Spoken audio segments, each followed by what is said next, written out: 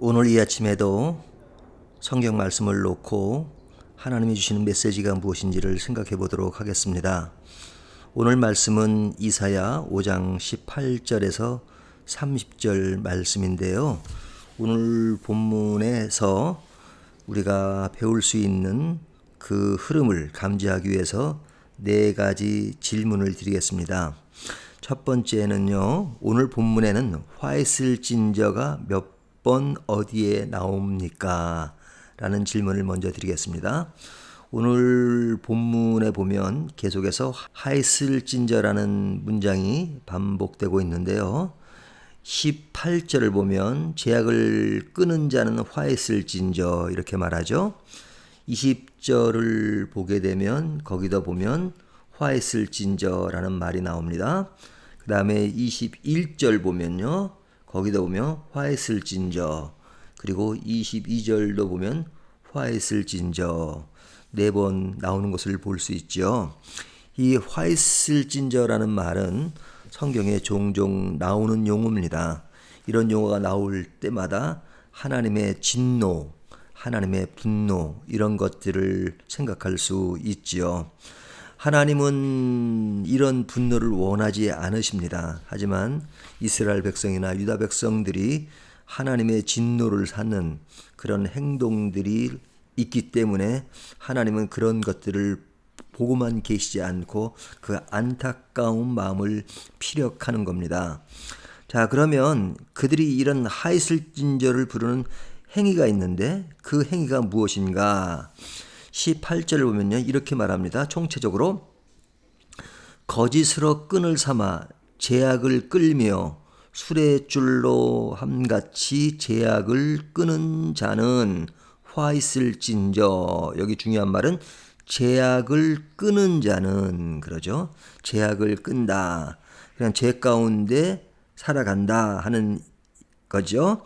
그런 모습을 저 구체적으로 보면 20절을 보면 악을 선하다 하며 선을 악하다 하며 흑암으로 강명을 삼으며 강명으로 흑암을 삼으며 쓴 것으로 단 것을 삼으며 단 것으로 쓴 것을 삼는 자들은 해서 이들은 뭐 한다는 거예요? 왜곡한다는 거죠. 왜곡. 이것은 뭐예요? 그냥 그 실제를 실제로 인정하지 않고 그걸 뒤바꿔 놓는 것이죠. 그러니까 그런 뒤바꿈에 사람들이 금방 현혹되기도 한단 말이죠. 그 현혹에 넘어가는 것은 이들의 왜곡 때문입니다. 그러니까 왜곡도 있고 그들이 분별하지 못하는 그런 면도 있다고 할 수 있죠. 그 다음에 이제 21절을 보면 스스로 지혜 있다 하며 스스로 명철하다 하는 자들은 화 있을진저. 스스로입니다. 스스로 자기는 지혜롭고 명철하다. 이건 뭐예요? 자기 과신이죠. 자기가 어떤 상에 놓여 있는지를 모르면서 자기가 잘난 척하는, 척이 아니라 잘났다고 생각하는 그런 착각에 빠지는 그런 모습이죠. 이런 자기 가신이 있단 말이죠. 그 다음에 이제 22절을 보면요. 뭐가 나오냐면 화 있을진저 포도주를 마시기를 용감하며 독주를 잘 빚는 자들을 화 있을진저. 그러죠. 여기 보면 독주를 잘 빚는다. 또 포도주를 마시기에 용감하며, 이것은 뭐예요? 술 취함에 대한 이야기죠. 성경에 보면 술 취하지 말라 이는 방탕한 것이니, 그러죠. 술을 마심으로써 나타나는 그 행동, 이것이 술 취함 이것이죠. 그래서 그 행동이 엉뚱한 길로 가는 것, 이것이 탈선한 사람들의 한 면입니다. 뿐만 아니라 그 당시에 뇌물이 지배했죠. 23절. 그들은 뇌물로 말미암아 악인을 의롭다 하고 의인에게서 그 공의를 빼앗는도다. 그러니까 돈이면 모든 것을 뒤바꿀 수 있는 그런 타락한 모습이죠. 의인도 돈을 안 주면 악인이 되고 악인도 돈을 주면 의인이 되는 것. 이런 것이 뭐 영화 제목으로도 상영할 만큼 이런 모습들이 참 많았던 것입니다. 그러니까 이 뇌물, 이것은 진정한 공의와 정의가 상실된 그것이죠. 그 다음에 이제 24절을 보면요. 뭐라고 말씀하고 있냐면 제일 뒤에 부분입니다. 이로 말미암아 불꽃이 그루터기를 삼킨 같이 마른 풀이 불 속에 떨어진 같이 그들의 뿌리가 썩겠고 꽃이 티끌처럼 날리니 그들이 만군의 여호와의 율법을 버리며 여호와의 율법을 버립니다. 말씀을 버린 거죠. 이스라엘의 거룩하신 이의 말씀을 멸시하였음이라. 말씀을 무시하는 것. 말씀을 안 들으니까 이런 것이 나타나는 거죠. 그런데 가장 중요한 것은 늘 말씀 속에 거하는 겁니다. 말씀 속에 거하지 않으니까 뭐 그냥 의무적으로만 큐티를 하고 말씀을 보는 것이 아니라 이 말씀을 생명의 양식으로 늘 먹고 그 안에서 그 말씀을 보면서 나의 자신을 점검하고 내가 고칠 것은 무엇이며 수정할 것은 무엇이며 내가 또 이런 것은 감사해야 될 것이 무엇이며 찬양할 것이 무엇인지를 늘 생각한다면 우리의 신앙은 자랄 수밖에 없는데 그러지 못하니까 전혀 신앙과 동떨어진 삶의 길을 가는 것입니다. 이것은 하나님의 말씀을 무시할 때 나타나는 행동 양식이라고 할 수 있지요. 세 번째 질문은요. 하나님은 이런 자들을 어떻게 하십니까?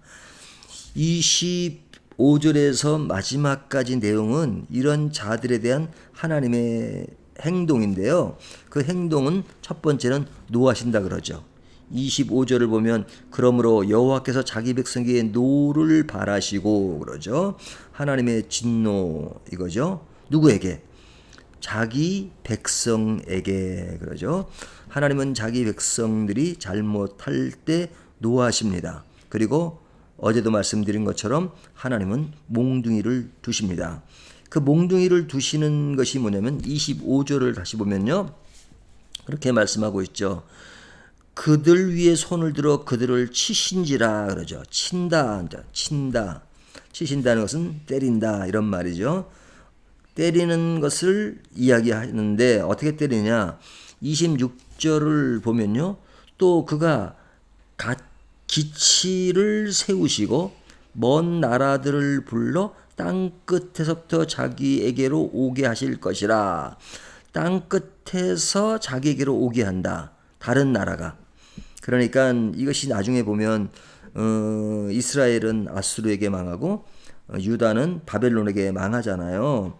그러니까 그것이 이미 예언되어 있는 말씀이죠. 그러니까 그들은 다른 나라에 의해서 망하게 되는 그죠? 근데 그들이 망할 때 그들을 바벨론이나 아수르를 도구로 사용하기 때문에 그 도구로 사용되는 기간 동안에 그들의 그 모습을 보면요. 굉장히 강한 것을 볼 수 있습니다. 그래서 뒤에 나오는 얘기는 다 읽진 않아도요. 그들이 얼마나 강한 모습을 지니고 있느냐. 그러니까 하나님이 도구로 쓰실 때는 뭐 약한 도구를 쓰시겠어요. 강한 도구로 쓰죠. 몽둥이를 주는데 몽둥이가 살짝 치니까 부러지는 그런 몽둥이가 아니죠. 그 몽둥이가 단단해서 맞으면 아프단 말이죠. 그런 도구로 바벨론과 아수르를 사용하셨다는 거죠. 그래서 그런 상황을 그림 언어로 어떻게 표현하고 있냐면 30절에 그날에 그들이 바다 물결 소리같이 백성을 향하여 부르짖으리니 사람이 그 땅을 바라보면 흑암과 고난이 있고 빛은 구름에 가려서 어두우리라. 태양이 있지요. 빛이 있지요. 하지만 구름에 가려서 어두우리라. 어두운 상황 그것을 이야기하는 거죠. 자, 이것이 오늘 본문의 내용입니다. 그러니까 간단하죠. 그들의 범죄로 인하여 하나님은 심판한다라는 이야기입니다. 우리가 이사야를 보면서 계속 이런 논리 구조가 계속 반복돼요. 그들의 행위에 하나님은 심판하시는 것. 하지만 우리가 이런 말씀을 볼 때마다 늘 생각해 두어야 할 것은 이런 메시지가 왜 주어졌는가 하는 것입니다. 그것까지 생각하지 않으면 그냥 본문은 두렵고 아주 심판에서 굉장히 어떤 어려움을 느끼는 구절로 끝나버립니다. 하지만 이런 메시지가 주어진 이유는 언제나 우리가 우리 자신을 관찰하고 하나님 앞에 자기를 점검한 후에 하나님께 다가가는 것, 회개하는 것, 이것을 늘 요구하신다 하는 것을 생각해야 합니다. 지금 이스라엘과 유다를 배경으로 해서 오늘 말씀이 주어지고 있지만 그 땅을 바라보면 이란 말씀을 통해서 그 땅이 유다와 이스라엘뿐만 아니라 오늘 우리가 사는 이 땅은 어떤 것인가 하는 것들을 늘 생각하면서 우리 기독교인들이 정말로 잠들고 있는가 아니면 깨어 있는가 하는 것들을 다시 한번 생각하면서 하나님이 원하시는 길을 다시 향하는 저와 여러분이 되시기를 주님의 이름으로 축원합니다.